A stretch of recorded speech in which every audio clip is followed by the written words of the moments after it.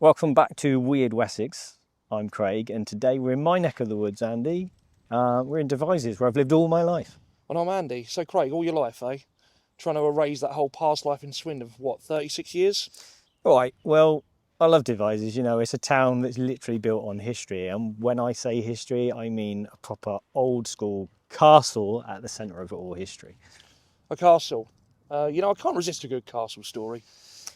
Exactly. So the castle here is the reason that this town exists, although there is evidence of people being in the area prior to this, with finds from the Romans and even further back into the Bronze Age. Archaeological evidence suggests that the area around Devizes has been occupied since at least the Neolithic period, with evidence of Bronze Age barrows and Roman settlements. So back in the 11th century, the castle was a Norman stronghold, and it's seen some serious action over the years. Action? Sort of like what action? Like sieges, battles, royal prisoners, the works. Imagine this, the 12th century, Stephen of England and Empress Matilda fighting for the throne. Devizes Castle was right in the middle of it. This period of civil war known as the Anarchy was a brutal struggle for the English crown, and Devizes, due to its strategic importance, was a key stronghold. And then during the English Civil War in 1642, it was a royalist stronghold. Oh, nice. So it got sort of caught up in the crossfire. Absolutely. So you've heard of the Battle of Roundway Down, right? Aye. Parliament's Army of the West got a proper thrashing, and Devizes stayed royalist for a while, but of course that didn't last. Cromwell, right? You got it. In 1645, Cromwell laid siege and forced the royalists to surrender. During the latter stages of the English Civil War, as Parliament's forces gained the upper hand, Cromwell's siege of Devizes was a significant step in consolidating their control over the region. And then the castle met a rather dramatic end. By 1648, Parliament ordered its destruction.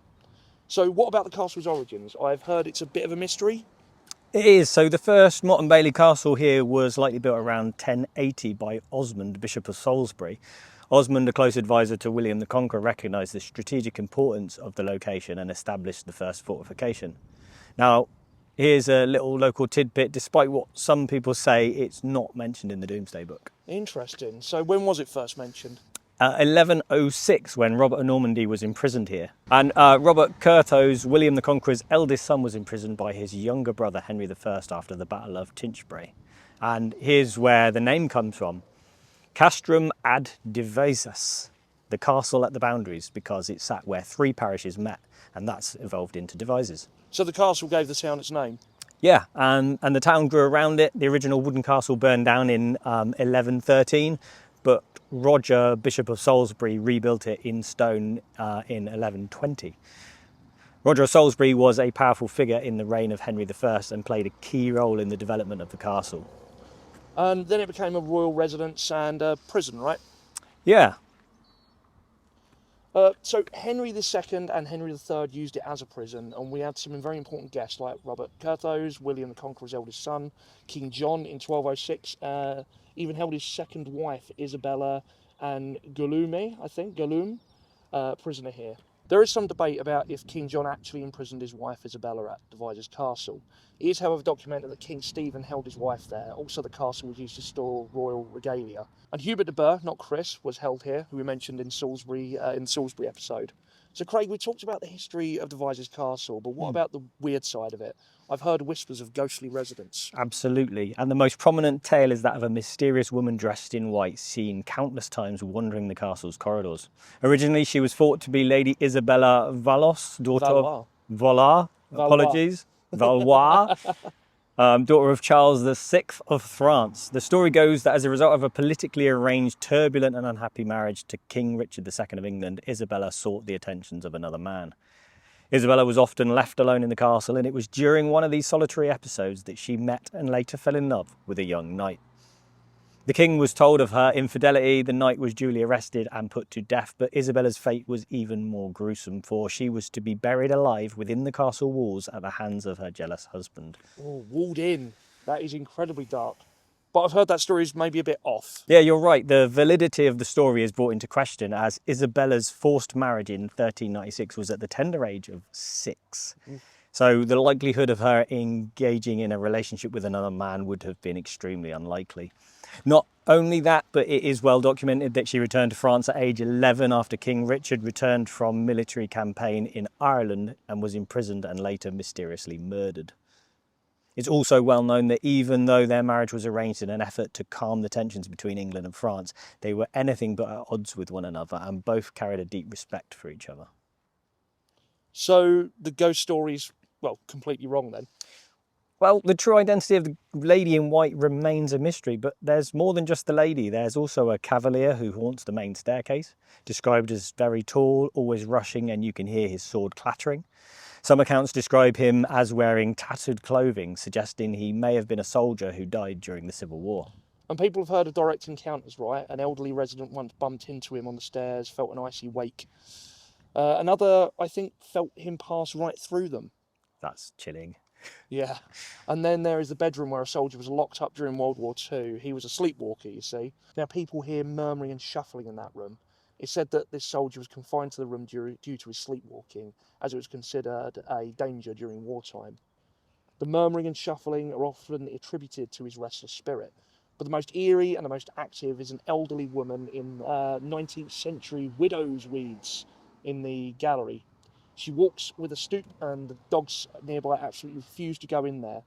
They growl, they howl, they stare at something unseen, and it's said that she is seen to glide across the floor rather than walk. Yeah, sounds like a place you probably wouldn't want to be alone, right? Definitely. So, any chance we'll encounter ghosts ourselves? Should we go and have a look round? Not unless you want to be arrested. See, the castle is in private ownership, Andy. Oh. So yeah, we can't get anywhere near it, hence our current location. What you see today is actually a 19th century Victorian castle built on the site of the original medieval structure. But yeah, this is as close as we're going to get, I'm afraid. I could take you to a different castle if you like. Can I go inside that one? Oh yeah, and we can talk a bit more about the Battle of Roundway Down. Nice. Let's go. Craig, Yes. when you said I could go inside a castle, I was picturing, you know, sort of stone walls, keep, maybe a dungeon. This is, well, it's a hill. Yeah, it's Oliver's castle. I said you could go inside, and that's where we are now. All right, we need to be clear about what we want from this podcast. I spend my days immersed in history at the Ancient Technology Centre, and this is Oliver's Castle, or Bromham Hill Fort, as it should be probably called. It's Iron Age, right? Even from here, you can see for miles around. Yeah, it probably dates back to about 600 BC.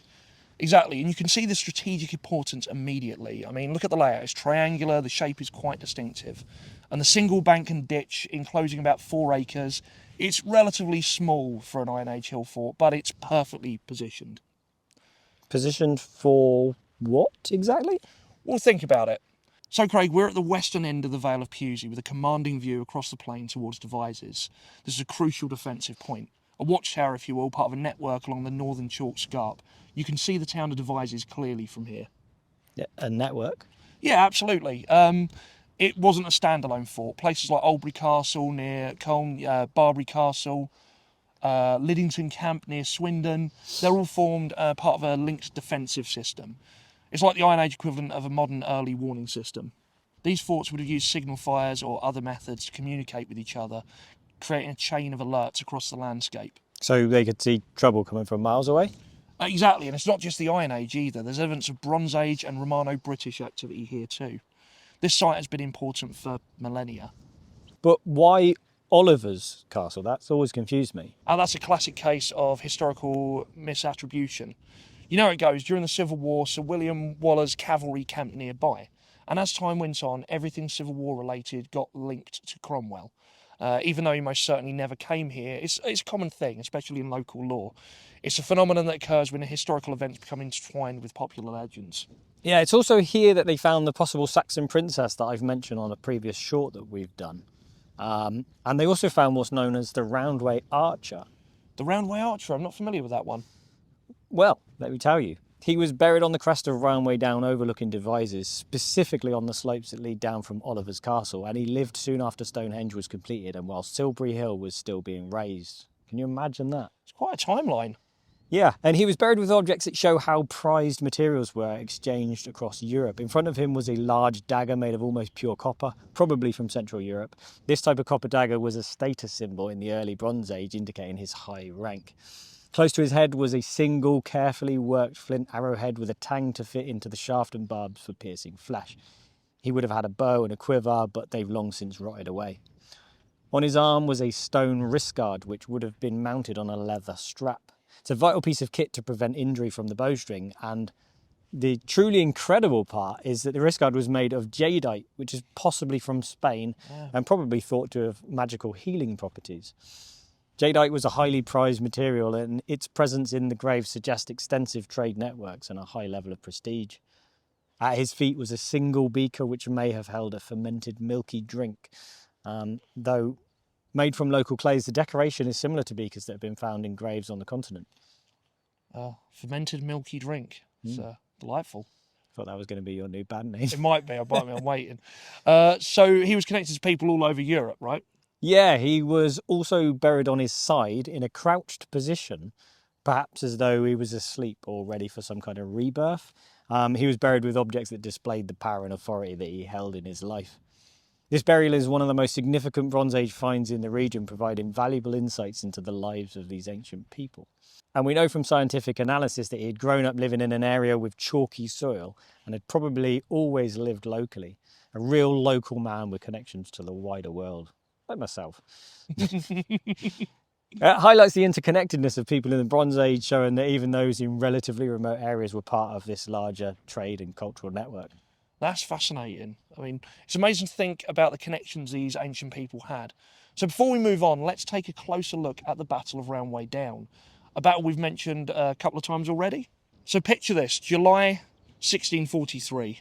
The English Civil War is raging, and this area is a hotbed of conflict. Sir William Waller, leading Parliament's Army of the West, is facing off against Lord Wilmot and the Royalist forces. He had about some 2,500 cavalry and some infantry. Waller's forces were known for their strong cavalry but lacked sufficient infantry support. They'd been chasing Wilmot, who had a much smaller force, but Wilmot managed to link up with reinforcements from Oxford. So Waller was outnumbered? Increasingly so.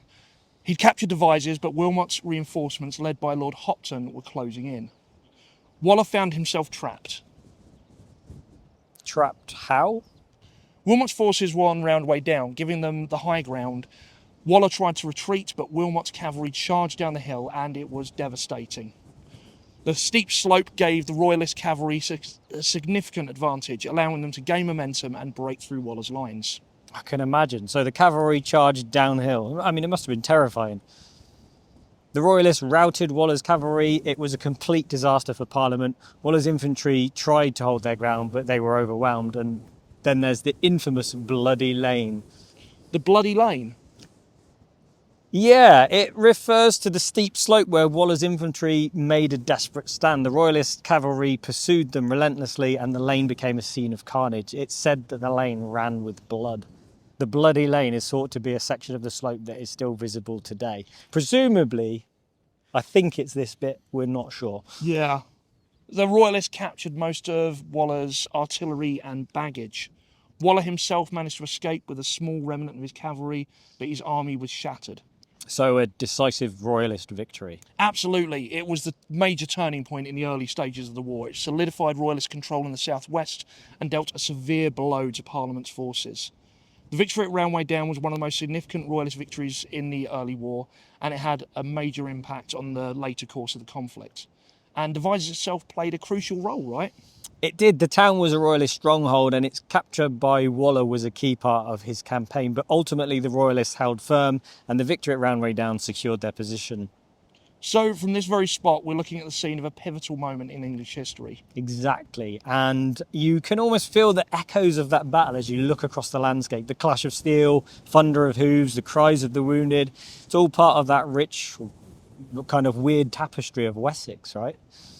That leads us back to the destruction of Devizes Castle.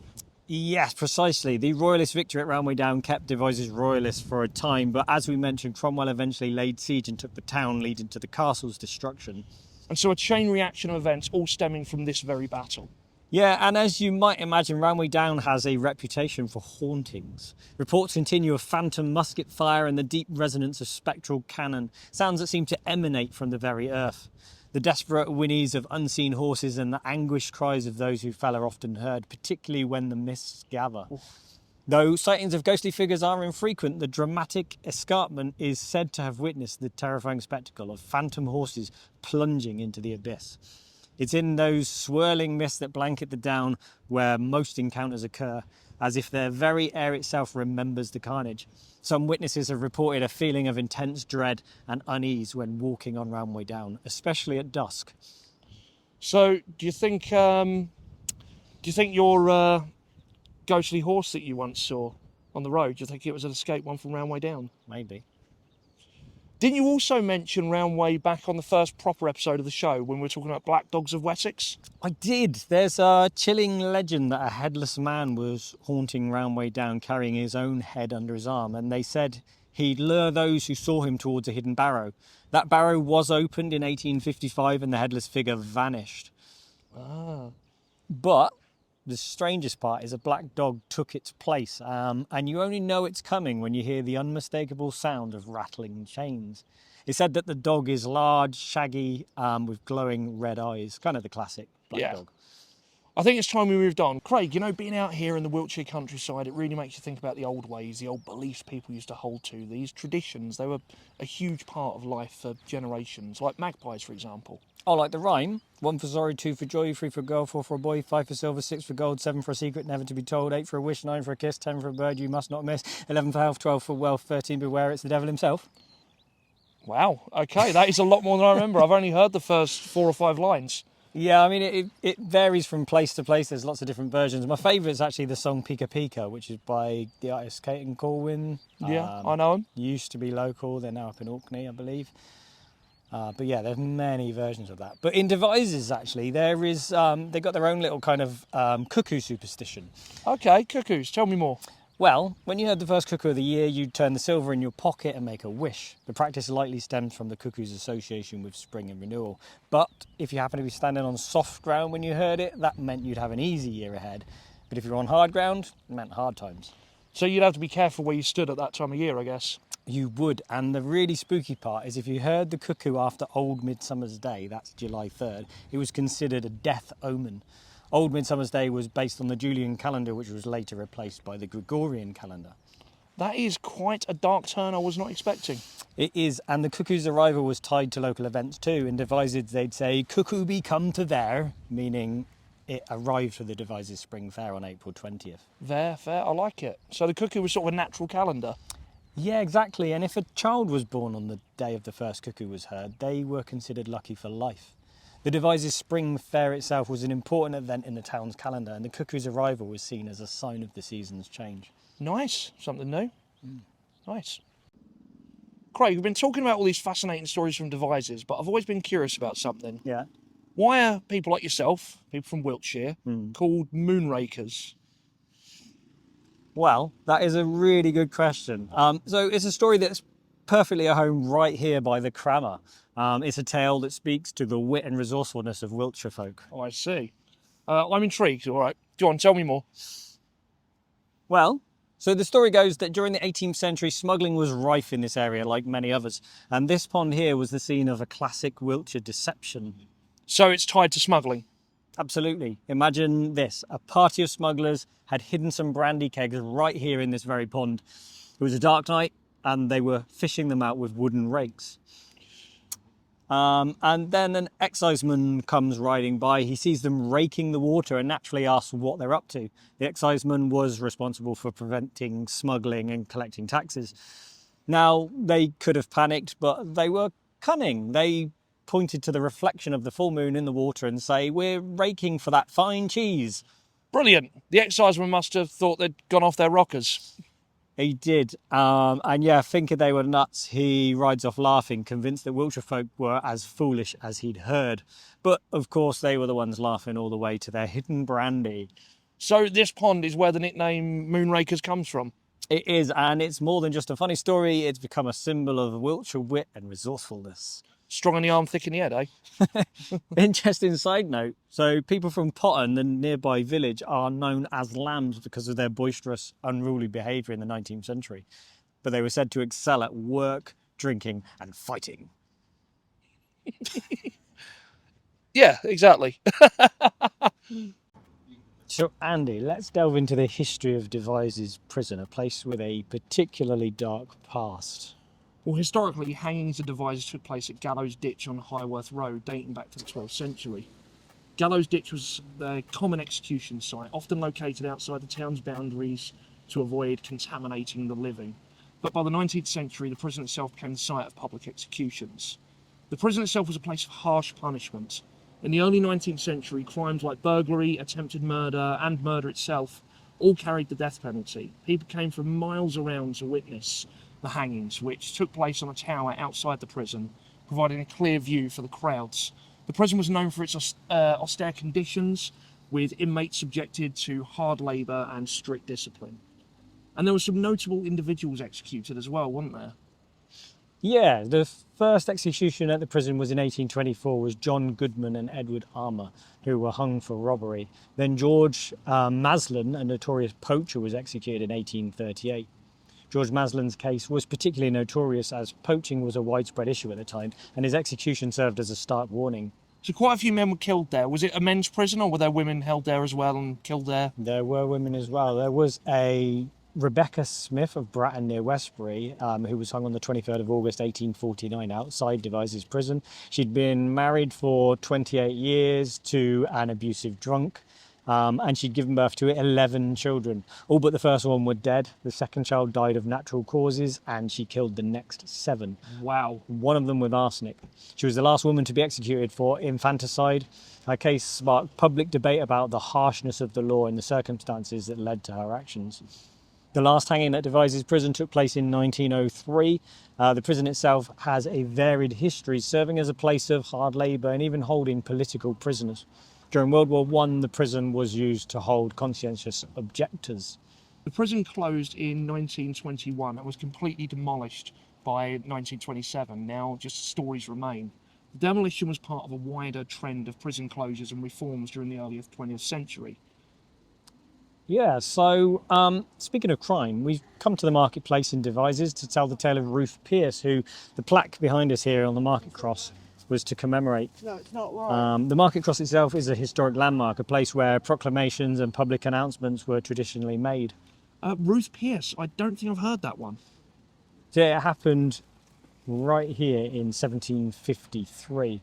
You see, a great quarrel arose between 4 women, Elizabeth Slade, Sarah Slade, Mary Parker and Ruth Pierce, who had joined together to purchase a sack of wheat from a farmer named Nathaniel Alexander.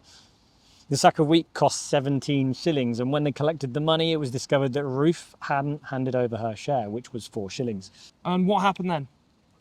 She was openly accused of withholding the money, and this is where it gets chilling. According to the Inquisition, Ruth called upon the Almighty for witness and wished she might drop dead that minute if she had not paid it. In the 18th century, oaths were kind of taken pretty seriously, especially in public settings, and this was seen as a grave act of defiance against God. That is a powerful oath. It is, and she repeated it a second time, and immediately from the visitation of the great and almighty God, she was struck down dead in the lane. Struck down, like instantly just struck down.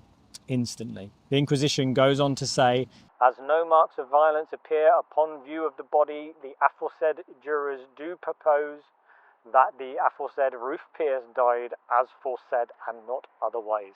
They like bloody words, didn't they?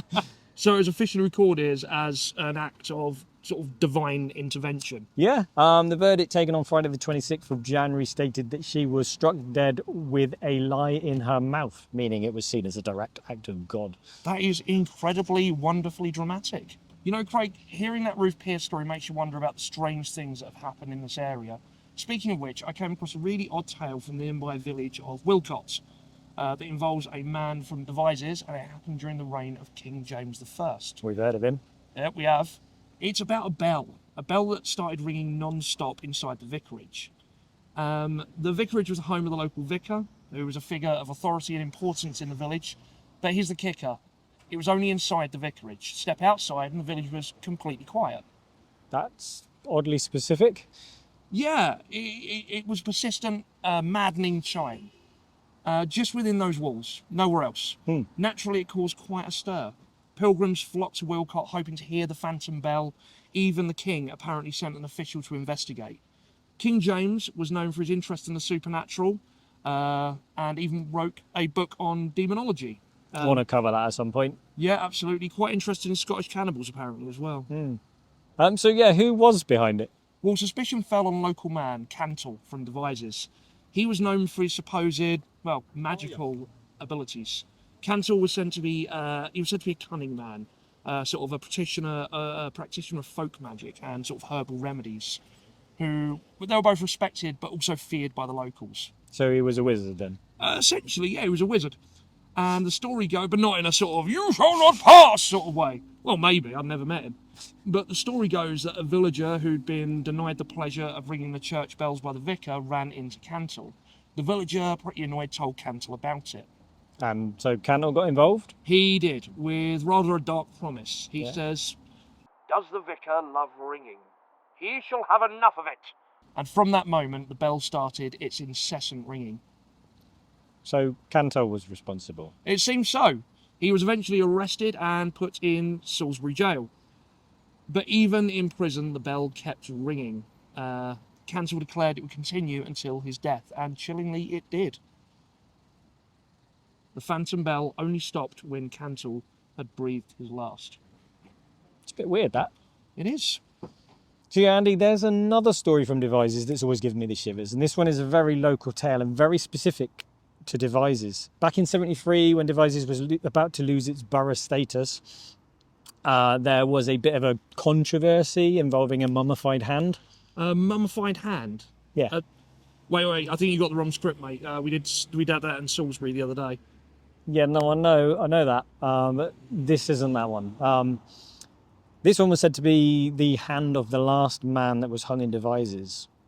Whether or not this claim was true is debatable, but it added to the hand's notoriety. The hand was rumoured to have been taken from a man who was hung for robbing the Devizes town treasury. So I'm very much picturing something from a horror film right now. Pretty much. Apparently these hands of glory, they were kind of a thing of common superstition. They'd cut the hand from a criminal, dip it in pitch and hang it up as a warning. The hand was often prepared in a specific way, with the fingers sometimes used as candle wicks. Oh, nice.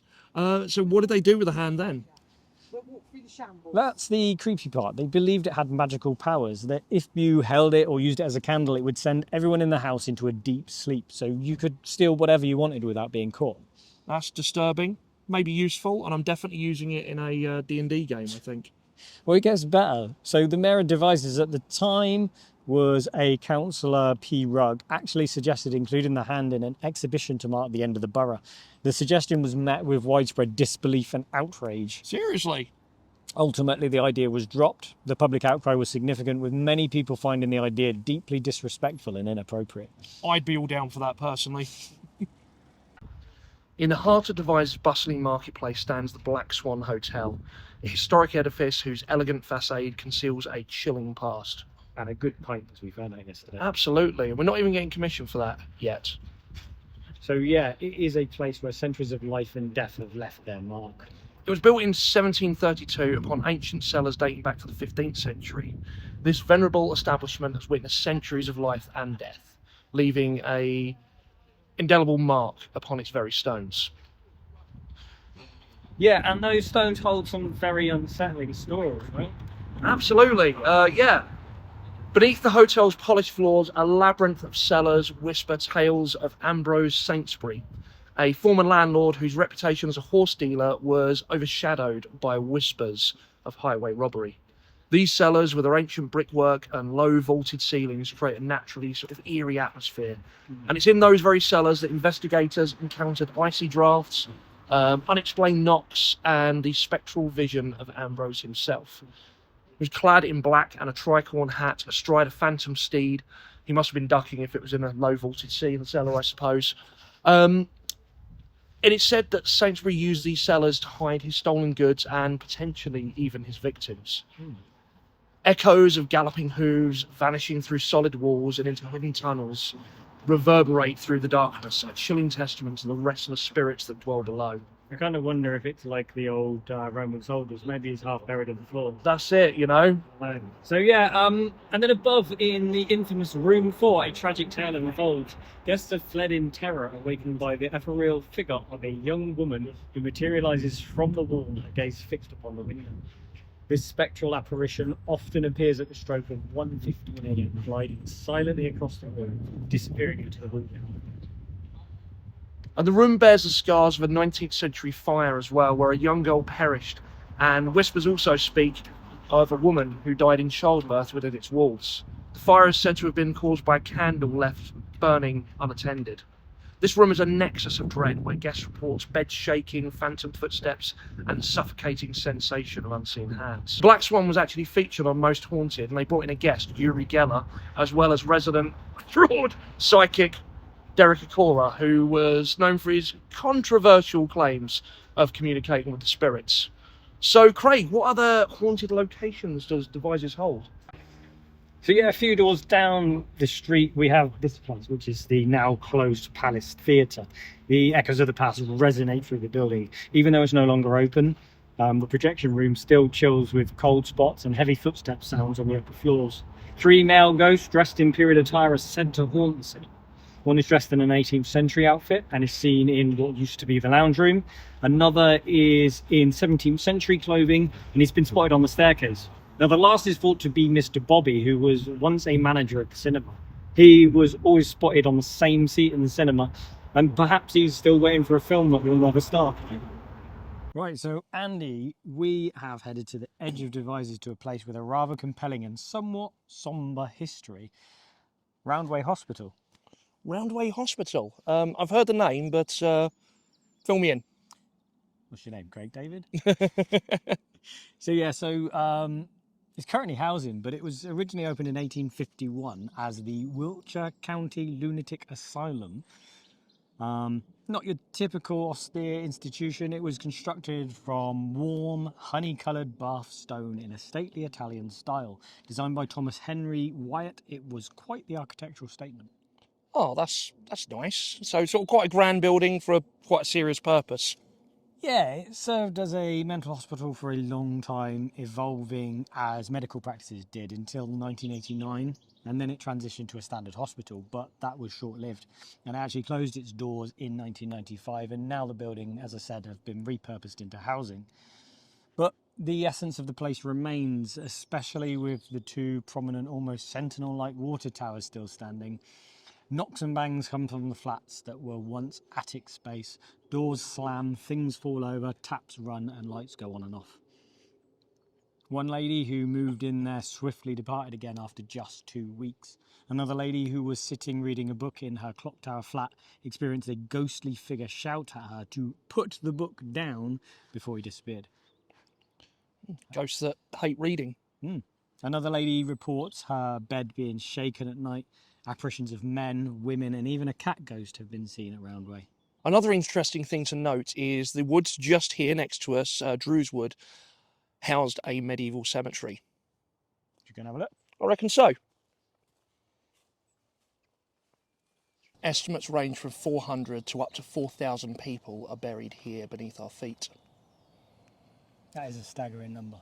It is. And in 1993, 2 years before the Roundway Hospital closed, the Bishop of Salisbury gave permission for some 800 trees to be planted on its ancient woodland. And naturally, tales have sprung up around the cemetery. One story, quite unnerving, involves 2 women walking their dog along the cemetery path.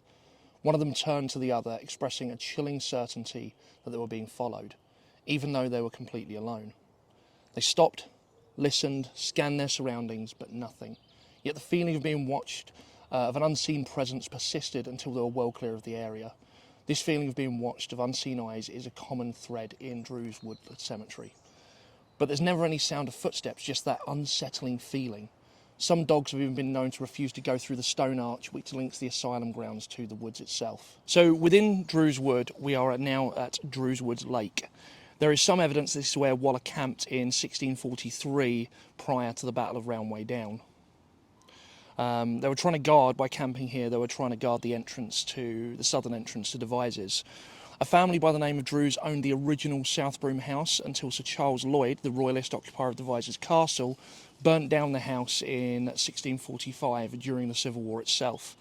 At that time, their estate ran right down to the pond behind us, hence the name Drews Pond. There is some evidence that the pond was actually constructed for Edward I, so he could relax nearby doing a bit of fishing. So yeah, so this lake is actually the site of another tragedy as well. It's not as haunted as far as I know, but it was the scene of a fatal accident in 1751 that claimed 5 lives. There are 2 versions of this story that I found. The most popular version paints a vivid picture. A wedding party returning home, the carriage passing along the lake's edge, suddenly overturns, plunging everyone into the icy depths, trapping them beneath the carriage. Oof, that's horrific, that is. It is, but there's another perhaps more grounded account, I guess, and it tells of 3 beer coolers that were rafted together for anglers being used as a makeshift boat by 6 young people. The coolers overturned and 5 of them tragically drowned, but one of them in this version actually survived. So a similar outcome but different circumstances and I guess different time periods. I'm guessing carriages weren't being used at the same time as beer coolers. Yeah. So to commemorate the lives lost, there is a 15-foot tall memorial stone erected at St John's Church in Devizes that bears the names of those that perished on that fateful day. The epitaph, now weathered and almost worn away, reads, "In memory of the sudden and awful end of Robert Merritt and Susanna his wife, Elise Tilly, her sister Martha Charter and Josiah Derham, who were all drowned in the flower of their youth in a pond near this town called Drews, on Sunday evening the 30th of June 1751, and are together underneath entombed." On the other side of the obelisk, there's a stark warning. "Remember the Sabbath day to keep it holy. This monument, as an awful monitor to young people to remember their Creator in the days of their youth, was erected by subscription." So, yeah, that's quite a doom-filled sort of foreboding kind of... Yeah, I mean, that kind of implies that the cooler version might be the right one as well, because it talks about the youth. Yeah, it talks about maybe they were here hanging out when they should have been in church.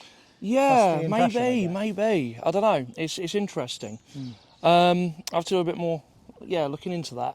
But that about wraps up the tour for the darker side of Devizes, I think. Shall we pub for a bit of weird news?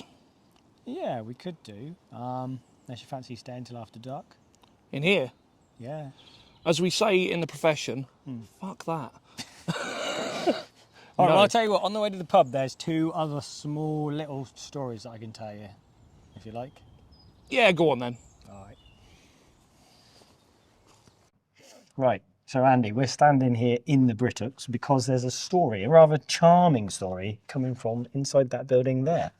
What, you mean the Iceland? What is it? Haunted by Floki's ghost or something? Not quite. It's a friendly spirit named Annie. She's said to haunt the building. And this building has had many uses over the years, including a private residence, a Woolworth store, and now Iceland. It's thought that when the building was in private residence, Annie was a domestic servant, and she was still here when Woolworths was here, although I haven't found any more recent reports. The staff at the time said she'd been seen, especially in the lead up to the Woolworths closure. They describe her as being slim, dressed in black, and remarkably quite solid looking. Some accounts even mention that she appears to be wearing a traditional servant's uniform. Solid looking. That's quite an unusual description for a ghost. It is, and you know, Andy, I think what makes this story so interesting is the feeling people got when they saw her. Not fear, but warmth. Warmth? Yeah. The Woolworths assistant manager said she wasn't scared at all. She felt a lovely, warm feeling when she saw Annie. Kind of nice having a friendly ghost in the building, she said. Yeah. I mean, that's a refreshing change from the usual sort of spooky ghost stories, isn't it? Yeah. A friendly spirit watching over as a guardian of the frozen peas and fish fingers. And just round the corner at Johnson's the Cleaners, there's a spectral figure in a tattered overcoat that vanishes into a brick wall, a haunting echo of a bygone stable yard and a long-departed groom. It's said that the groom's known for his dedication to his horses and his gentle nature. Can you imagine if we could see something up in that window just now? It's like an Annie face. We've come along to St Mary's Church to see St Mary's Church Walk. The very paving stones conceal a macabre history. During the English Civil War, the dead were buried upright beneath this path, their restless spirits lingering.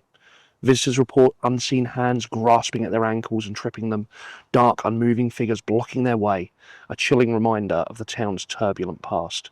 And we're going to go and walk down it.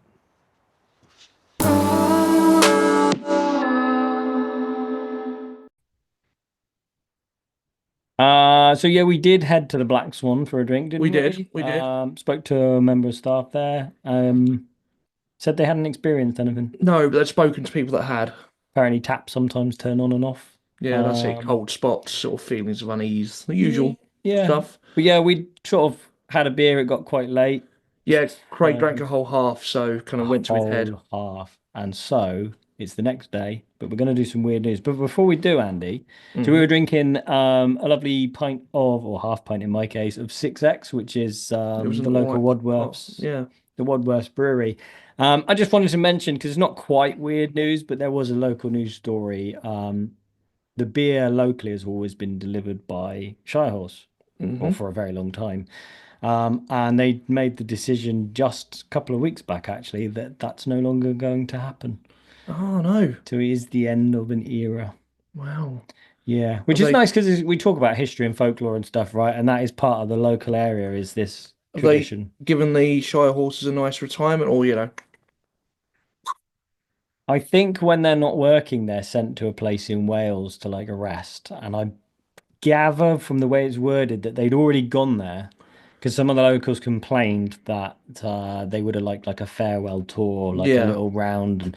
And I think they can't do that because they'd already gone to Wales before they made the decision not to stress them out and bring them back again. And I think it's mostly because they've just moved from their previous kind of historic building. They've now gone into a newer building to kind of keep up with modern supply and demand. Yeah. And it's not out of town, but it is slightly more away from the centre. So I think it made it more difficult to deliver. So yeah, unfortunately, that is no longer going to happen. Oh, So yeah, end of an era. is that your weird news? That's not my weird news. Would you like some weird news? I would like some weird news. That's sad news, but kind of weird news, but sad news. So this one came to me from my wife, Emma. She didn't write it. Isn't the author? But it's a BBC article. The headline is "Towns Baffled by Welcome Sign Swaps." So yeah, a number of welcome road signs have been swapped or replaced with ones belonging to other towns and villages across the West Country. I like that. 4 signs are confirmed to have reappeared in different areas, with those from Carmarthen near Bath, Somerset, and the Jurassic Coast in Dorset appearing in Bradford-on-Avon, Wiltshire in the past week. Meanwhile, the sign for Bradford-on-Avon has been found on Portland, Dorset, more than 60 miles away, and a sign belonging to Waterlip, Somerset, has popped up in nearby Midsummer Norton. Bradford-on-Avon Town Council said it was believed to be a prank. Bath and North East Somerset Council contacted police and said it was baffled by the swaps. It's asked if anyone who spotted incorrect signs in the area to report them. Rather than replacing or placing the stolen signs in front of the existing ones, it appears thieves have been removing and swapping them with different locations. It's a lot of effort. I like it. I like it. In a statement, Bradford-on-Avon Town Council said it believed its sign had been swapped with Carmarthen's on Thursday. It added the Jurassic Coast sign was exchanged for hours over the weekend, though we're not exactly sure when. And again, they believe it to be a prank. Wiltshire Council, Dorset Council, and Somerset Council confirmed they were aware of the thefts and were working to bring the signs back or to organise replacements. I like it. That's it's a very sort of student prank, that, in some ways, isn't it? That's too much effort for a student. I know some students really go for it, but I don't know. like Students steal signs. the ones that were like taking sort of a whole real skeleton out on the piss with them and stuff like that, Yeah, that is definite. But to go those distances, 60 miles. All right, it's in the spirit of the student prank mentality, because you think, oh, this will be random. It'd be funny if it's someone at the top. Yeah. It's not like you're thinking like it's some lowly student and it's actually like Starmer or something. I did a Ben and I around Hertford. There's quite a few signs that say local shops, and so we like made some sort of signs up and put them underneath them all one day, saying, "For local people, there's nothing for you here," which made me giggle. Fair enough. So yeah, that's my weird news. And I know you've got one because it's on my laptop. Yes. Um, I'll get rid of the pop-up for you. So yeah, there you go. You can read that. So, roses are red, violets are upon the table. Man faces 10 years in prison for trying to collect all the elements of the periodic table. Do you like that little? Yes, sure. An Australian man is accused of breaking his country's nuclear non-proliferation laws for ordering a sample of plutonium online in a bid to collect all the elements in the periodic table. You gotta have a hobby. You know what I mean? It's like Pokemon. Come on. Nerdier Pokemon. In August, this is back in 2023, this actually happened. 24-year-old Manuel Liddon was arrested at his parents' house in Sydney during a major operation that involved Australian Border Force officials, firefighters, police, and paramedics. Just make me want to shout 42 Wallaby Way, Sydney. He pleaded guilty to breaching nuclear non-proliferation laws by shipping plutonium into the country, which is really shifty. Wow. A charge that carries a prison sentence of up to 10 years. But his lawyer is arguing that Liddon is not some maniac or mad scientist with a nefarious agenda, but rather a science nerd who has, the actual wording, has made it his goal to collect all the elements of the table, even the radioactive ones. I misread that where it said maniac. I thought that said muntjac. It's a muntjac. Got deer on the He's not mind. a muntjac. So we never said he was a muntjac, sir. I think that was the end of it. Yeah, so a nice short one, but actually, there is a read more. oh, there's a read more. So yeah. Yeah, so it goes from there. It says he did not import or possess these items under with any sinister intent. These offences were committed out of pure naivety. This is lawyer John Sutton told Sydney's Downing District Court last Friday. It was a manifestation of self-soothing retreating into collection, poetically put. It could have been anything, but in this case, he latched onto the collection of the periodic table. Liddon is apparently an avid collector who owns an impressive number of stamps, banknotes, and coins, and plutonium. But persecutors disagree that he is just a misguided, harmless collector, claiming seeking illegal materials like plutonium created a market that might otherwise not have existed in Australia. Can't you buy, I mean, Australia's probably different, but I'm pretty sure you can buy plutonium on Amazon. What's Craig up to? I seem to remember it being like a funny little thing that you can get like a tin of it and it's classed as... It might be like inert or something. I don't know. You look that up. I'm going to look that up. You keep reading. According to court documents, a 24-year-old man ordered the tiny plutonium sample from a US-based science website and had it delivered to his parents' home. His lawyers claim that the package had his name and address on the box, which suggests that he had no intention of using the material to do any harm. Authorities knew exactly what was in the box and who it had been ordered by, but instead of seizing the package and asking Liddon for an explanation, they allowed the plutonium to be shipped to the address on the box and then organised a major operation to have Sutton's clients arrested. It's not plutonium, I can tell you, because it's not on Amazon. Fair enough. Now you're on a government watch list, mate. The level of the response was a massive overreaction, given that the investigative authority already knew, Sutton said. Rather than give him an opportunity to return the items, the kitchen sink was thrown at him, along with the utensils inside. I love this banter here, courtroom banter. Since being charged for bringing plutonium into Australia, Emmanuel Liddon has been fired from his job as a trainee train conductor, a train driver, sort of ordering all this plutonium. Like, what are you up to? And he's currently earning a living flipping burgers at a fast food restaurant. You don't want plutonium there either. Likewise, though, right? This is potentially a cover story. Yeah. If he was planning something bad, to go, no, I was collecting all the elements. Like, is this a cover story? Yeah, maybe. I don't know. It's a pretty nerdy thing to do, but I could see someone wanting to do it.